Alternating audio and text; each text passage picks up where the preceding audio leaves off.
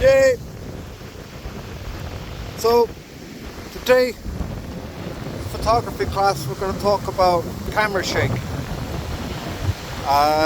It's raining, but my mobile phone is waterproof, water resistant or whatever, and it's just rainwater. It's warm rainwater this time of year. Got a coat on. Always hold your mobile phone with two hands.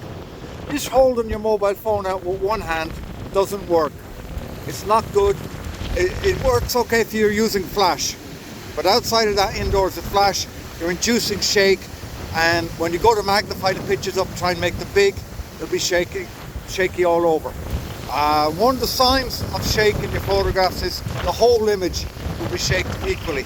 Modern cameras are very good at getting in focus, but we'll talk about that another day. Start holding your phone with two hands. Tuck your shoulders in and balance it.